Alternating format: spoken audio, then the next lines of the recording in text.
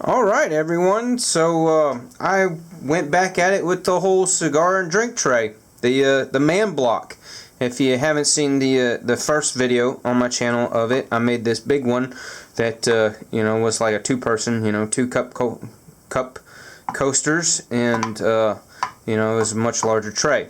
Then I realized that I really don't use that one because I don't have very many friends that smoke cigars that want to hang out and smoke and drink with me. I'm a little more solo with that.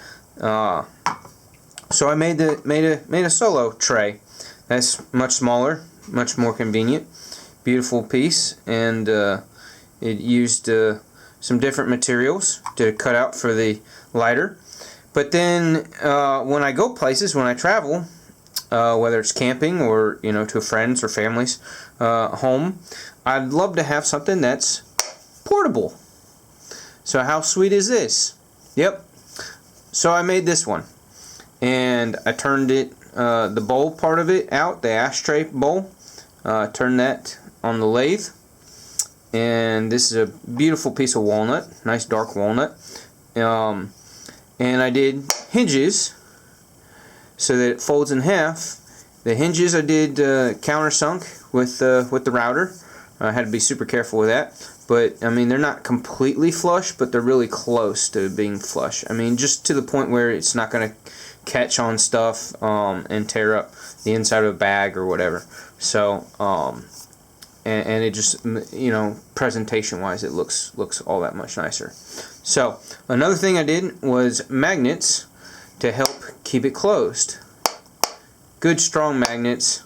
I just did it in the corner. I didn't want to do it in both corners because I didn't want to take away from the beauty of the wood, because this thing looks gorgeous. Isn't this beautiful?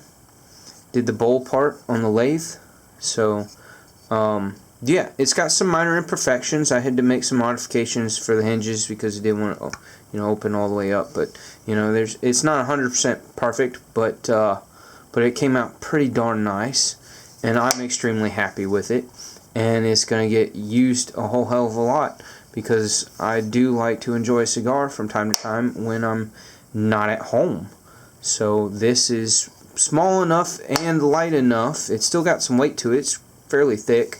It had to be for the mainly for the bowl part, and I couldn't make the other part thinner because it needs to be the same thickness so that when it opens up it lays nice and flat. And yeah, so it is the way I want it to be and how I envisioned it, and I couldn't be happier.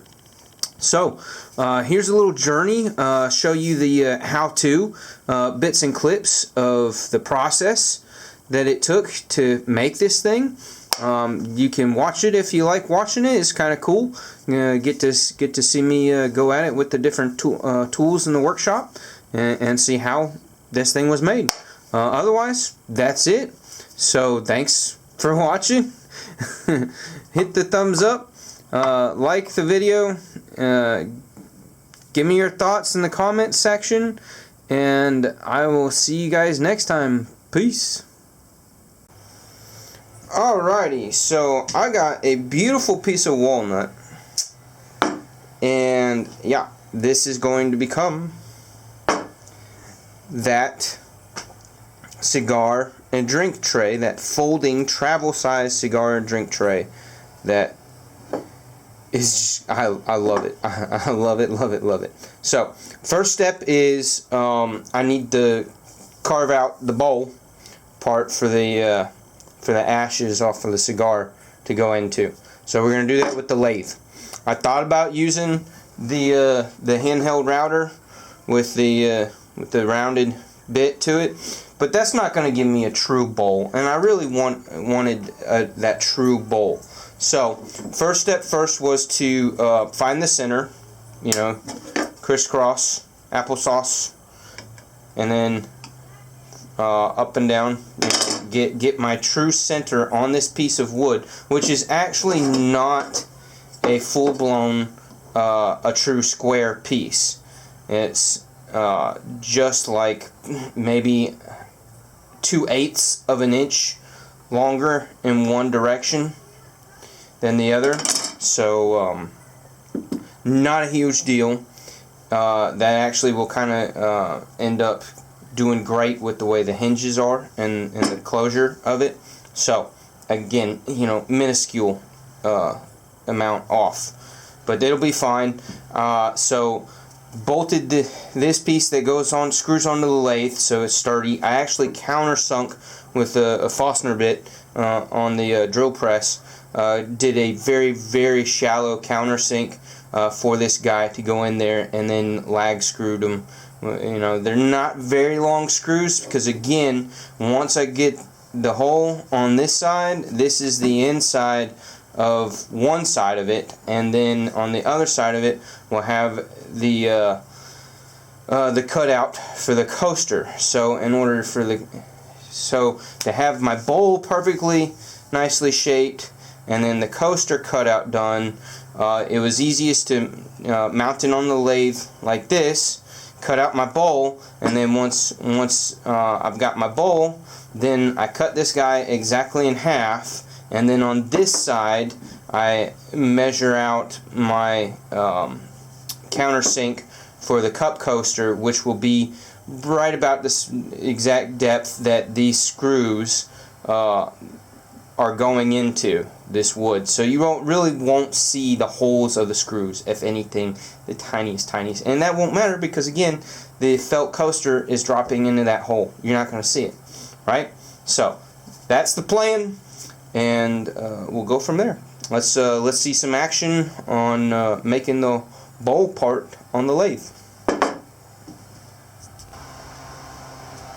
So yeah, if you don't know how lathes go, I mean, that's how you set up. You got your bar for your tool rest bar. You gotta match that up. You want it about an inch or less away from where the material that you're carving into. Otherwise, you get kickbacks bad. I mean, just a whole sorts of problems. So I'm not gonna school you on how a lathe works. Just figure that you guys like to watch the action happen. So low speed here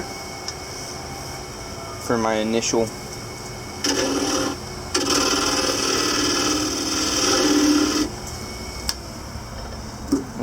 let's see. Yep, that looks really center. Alright.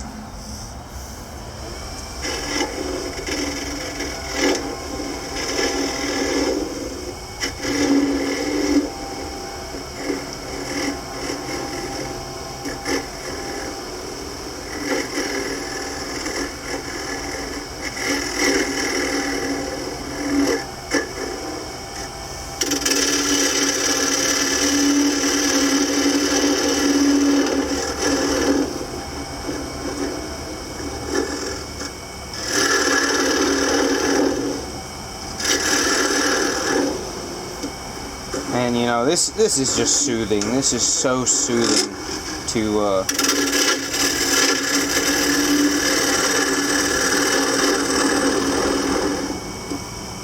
using a wood lathe, doing it freehand, knowing that you're making a custom piece.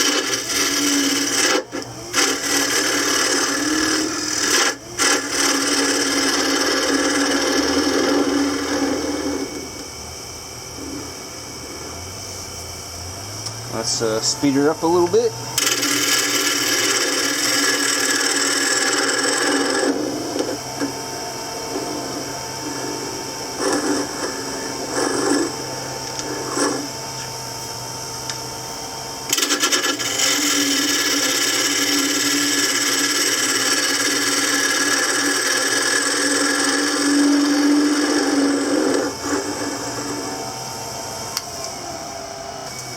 I'm gonna actually cut a little deep groove right where that mark is, so I can feel it with the chisel.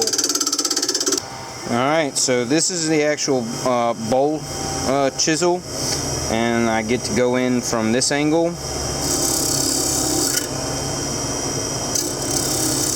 Trying to hold it in a way that's still safe, but you can see, right? So this gives me my nice edge to the bowl here. I've got it just about the right depth that I want. So I'm just, you know, putting the final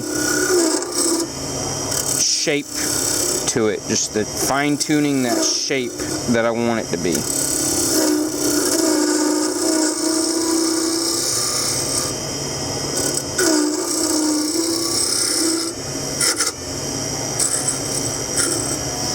And I can go back this way with it.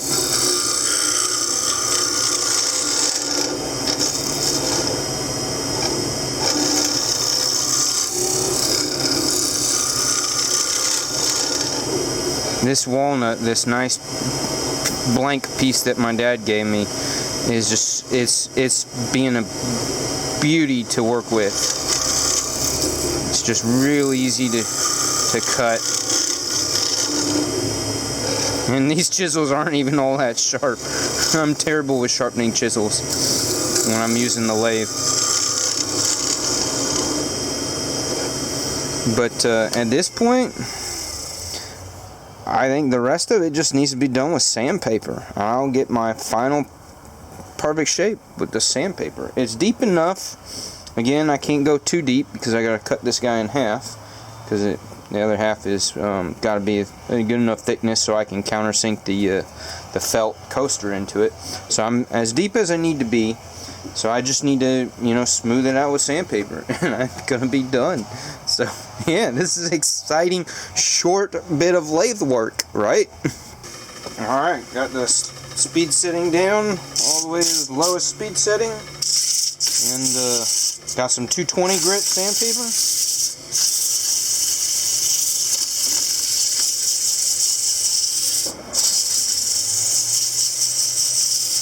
See what that does. I might need to back off to like 100 grit.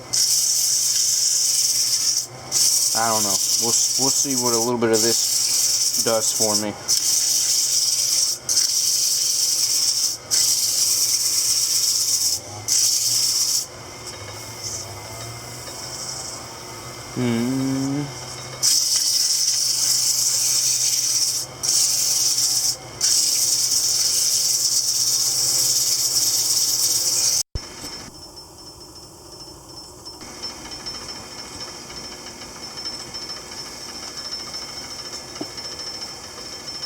Alright, got a piece of 400 here. Got my shape worked out, nice and smooth. And so, went back to my 220. And now I'm just putting a final finish of the 400.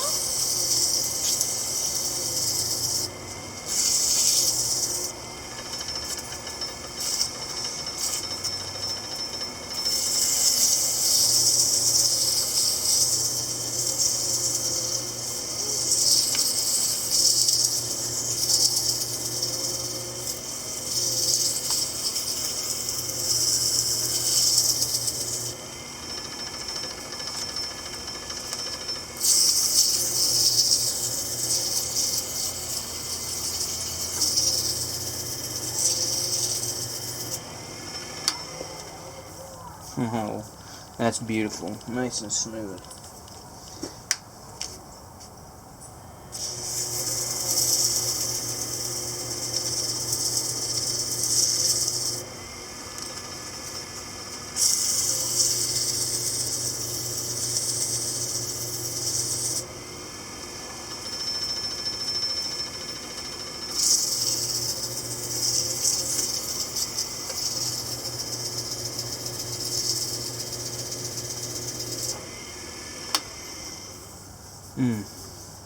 Gorgeous.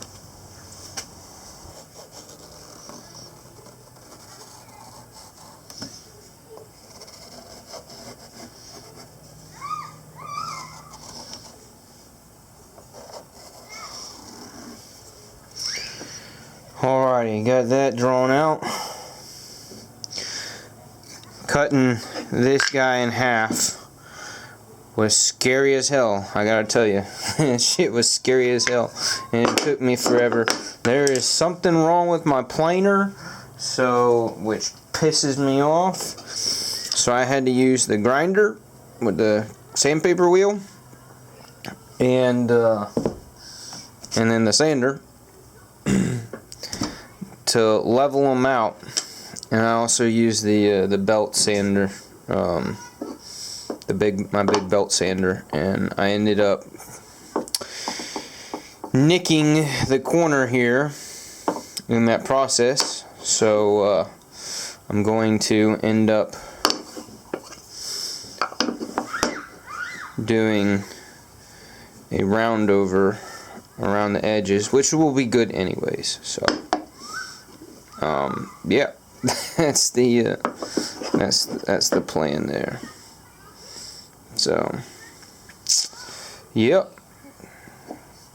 Now I gotta hollow that out, countersink that in there, and then countersink the hinges, and then do my round over, and we'll be good. But yeah, a crap ton of sanding and smoothing everything out. I just want to get done already.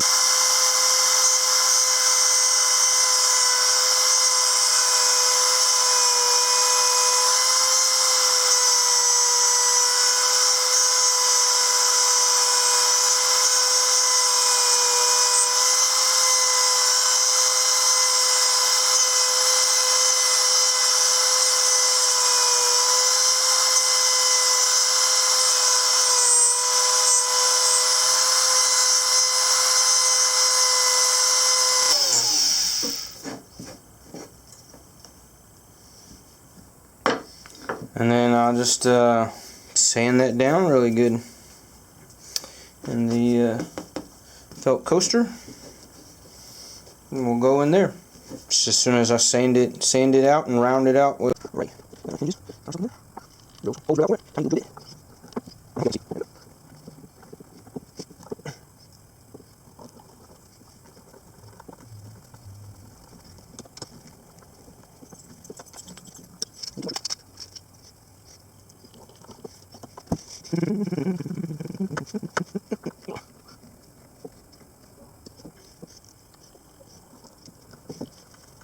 Yeah,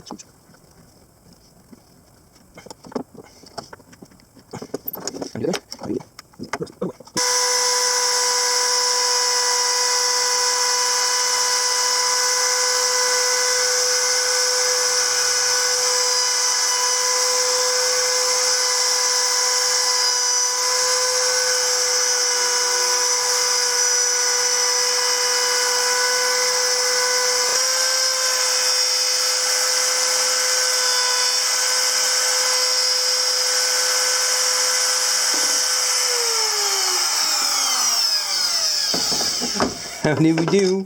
How did we do? Oh, that's somewhat close. I think I'm gonna go on this side and just freehand and make it just a tad wider, because that ended up being what happened over there. let me do this. I'm freaking out. This is not.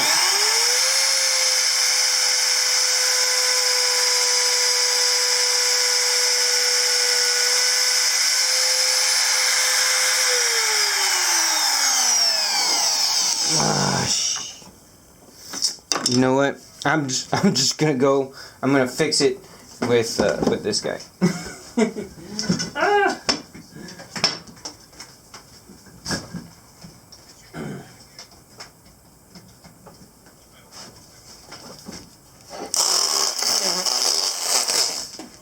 Well, that was no good.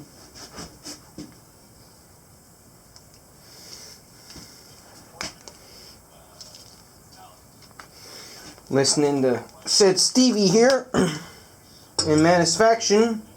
Yay. Said Stevie in Manusfaction.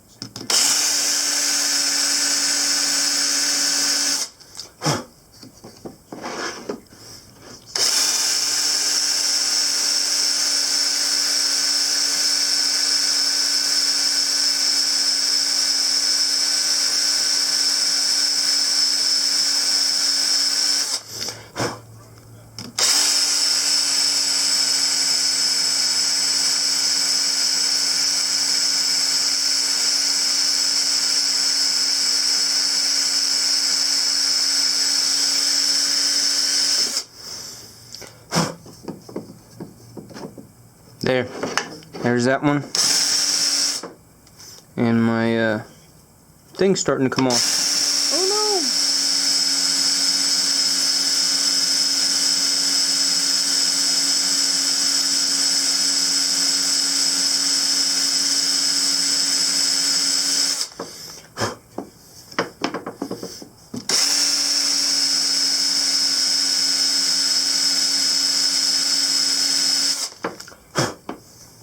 I think I'm gonna go with that and call it good. And again, it's not perfect, but I like it. I think I'm gonna be real happy with it. Let me get this pencil mark off of it.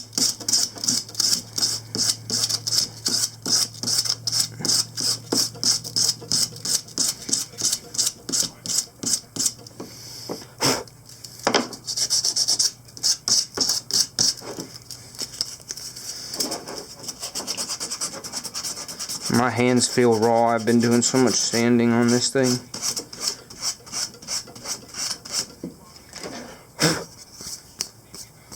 I think that's going to be beautiful.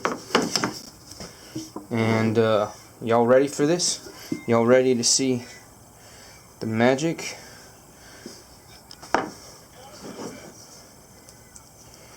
Happen here? Look at the color of the wood come to life when you put this stuff on. Oh, it just comes to life. You just see that beautiful grain.